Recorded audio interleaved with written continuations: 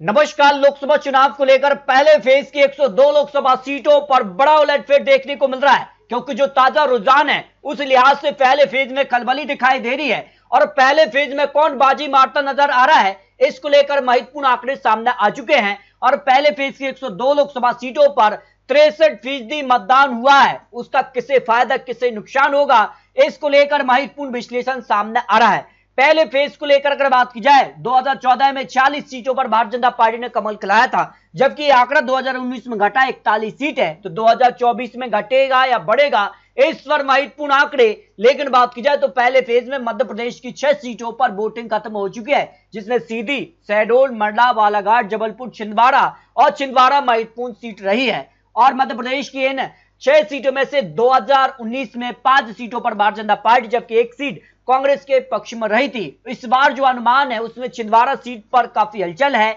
और इस बार जो अनुमान है उसमें भी 5 सीटों पर भारतीय जनता पार्टी और 1 सीट कांग्रेस के पक्ष में जाने का अनुमान यहां पर पहले फेज को लेकर लगाया जा रहा है। जबकि अगर बात की जाए असम की भी 5 सीटों पर वोटिंग खत्म हो चुकी है, और 2019 में 4 सीटों पर भारतीय जनता पार्टी, 1 सीट कांग्रेस के पक्ष में रही थी। इस बार भी माना जा रहा है कि यहां पर 3 से 4 सीटों पर भारतीय जनता पार्टी, 1 सीट कांग्रेस तो 1 सीट पर अन्य का पलड़ा भारी हो सकता है। जबकि उत्तराखंड की 5 सीटों पर भी वोटिंग खत्म हो चुकी है। यहां पर 53% लगभग वोटिंग हुई है। और जम्मू कश्मीर की 1 सीट, उधमपुर सीट पर भी वोटिंग खत्म हो चुकी है। और ऐसे में उत्तराखंड की 5 सीटें भी महत्वपूर्ण रही हैं। हरिद्वार सीट पर त्रिवेंद्र सिंह रावत बीजेपी से, वीरेंद्र रावत कांग्रेस उम्मीदवार यहां पर आमने सामने हैं। और इस बार माना जा रहा है कि 4 सीट पर भारतीय जनता पार्टी तो 1 सीट पर कांग्रेस जीत का अनुमान यहां पर सामने आ रहा है। जो बढ़त देखने को मिल रही है, जो ताजा रुझान यहां पर पहले फेज को लेकर सामने आ रहा है। उत्तर प्रदेश की अगर बात की जाए तो उत्तर प्रदेश में अगर बात की जाए तो करीब 8 सीटों पर वोटिंग खत्म हुई है, और यहां पर 57% लगभग वोटिंग हुई है। और ये सीटें भी महत्वपूर्ण है। पहले फेज पर किसका कब्जा रहा था, 2019 में 3 सीटों पर भारतीय जनता पार्टी, बीएसपी ने यहां पर जो है 3 सीटें, 2 सीटों पर समाजवादी पार्टी ने जीत हासिल की थी। लेकिन इस बार माना जा रहा है कि काफी हलचल उत्तर प्रदेश में देखने को मिली है।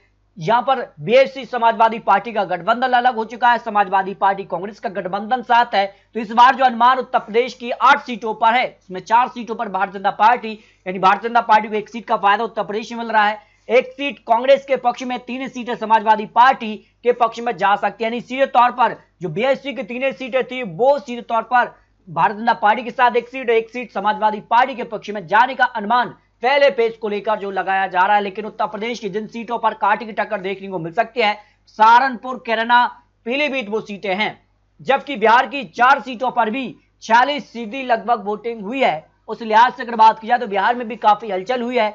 और बिहार को लेकर जिन 4 सीटों पर पहले फेज में मतदान हुआ है, औरंगाबाद, नवादा, गया, जमुई सीट को लेकर महत्वपूर्ण आंकड़े हैं। 2019 में 2 सीटों पर LJP, 1 seat JDU, 1 seat Bharatiya Janata party के पक्ष में रही थी। लेकिन इस बार जमुई और गया सीट पर कांटे की टक्कर बिहार में देखने को मिल सकती है। और पहले फेज को लेकर बिहार की 4 सीटों पर जो अनुमान है उसमें एलजेपी को यहां पर 1 सीट भारतीय जनता पार्टी, 2 सीटें आरजेडी के पक्ष में जाने का अनुमान बिहार को लेकर लगाया जा रहा है। जबकि राजस्थान की 12 सीटों पर 50% से ज्यादा मतदान देखने को मिला है।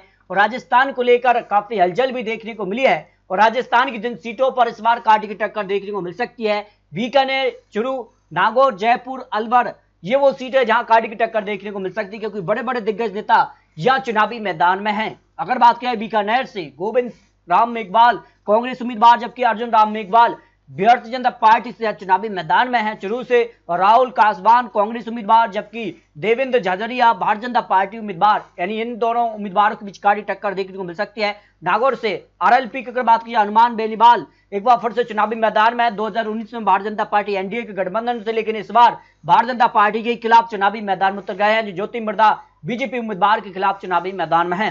राजस्थान की पहले फेज की 12 सीटों का जो अनुमान है उसमें 8 सीटों पर भारतीय जनता पार्टी का पलड़ा भारी है, जबकि 3 सीटों पर कांग्रेस तो 1 सीट पर सीपीएम का भी पलड़ा भारी नजर आ रहा है। जबकि महाराष्ट्र की 5 सीटों की अगर बात की जाए तो महाराष्ट्र की 5 सीटों पर भी वोटिंग खत्म हो चुकी है। और यहाँ की अगर बात की जाए तो आंकड़े काफी चौंकाने वाले रहे थे। 2019 में 3 सीटों पर भारतीय जनता पार्टी, जबकि 1 सीट कांग्रेस तो 1 सीट यहाँ पर शिवसेना के पक्ष में रही थी। लेकिन इस बार शिवसेना, भारतीय जनता पार्टी तो उद्धव गुट यहां पर महाविकास आघाड़ी के साथ चुनावी मैदान में है। नागपुर सीट की अगर बात की जाए, नितिन गडकरी या भारतीय जनता पार्टी, जहां पर विकास ठाकरे कांग्रेस उम्मीदवार के बीच कड़ी टक्कर देखने को मिल सकती है। लेकिन माना जा रहा है कि महाराष्ट्र को 5 सीटों का जो अनुमान पहले फेज को लेकर है, उसमें 1 सीट भारतीय जनता पार्टी या शिवसेना को 0 सीट, जबकि कांग्रेस, उत्तराखंड, एनसीपी को 4 सीटों का अनुमान हो सकता है। महाराष्ट्र को लेकर जो अनुमान पहले पेज पर लगाया जा रहा है। अगर बात की जाए छत्तीसगढ़ की एक सीट बस्तर पर, तो करीब 63% यहाँ पर मतदान देखने को मिला है। सीट पर भारतीय जनता पार्टी का पलड़ा भारी नजर आ रहा है। पश्चिम बंगाल की 3 सीटों में 3 सीटों पर भारतीय जनता पार्टी ने कब्जा जमाया था 2019 में, लेकिन इस बार काफी हलचल हुई है और बंपर वोटिंग पश्चिम बंगाल के लिए देखने को मिली है। करीब 77.57% मतदान देखने को मिला है। उस लिहाज से 3 सीटों का पलड़ा भारी है और त्रिपुरा की एक सीट पर भी वोटिंग खत्म हुई है। लेकिन बंगाल की बात की जाए तो पहले फेज पर भारतीय जनता पार्टी 1 सीट, जबकि टीएमसी 2 सीटों पर भारी नजर आ रही है। पश्चिम बंगाल को लेकर लगाया जा रहा है। अरुणाचल प्रदेश की 2 सीटें और मिजोरम की 1 सीट पर भी वोटिंग खत्म हुई है। अरुणाचल प्रदेश की दोनों सीटों की बात की जाए तो काफी हलचल देखने को मिली है। मणिपुर की 2 लोकसभा सीटों की पर भी वोटिंग खत्म हो चुकी है। और अगर बात की जाए तो यहाँ पर 1 सीट कांग्रेस, तो 1 सीट पर भारतीय जनता पार्टी कब्जा जमा सकती है। असम की 5 सीटों की बात की जाए तो काफी हलचल यहाँ पे देखने को मिली है, जबकि तमिलनाडु की 39 सीटों पर एक ही चरण में वोटिंग हुई है।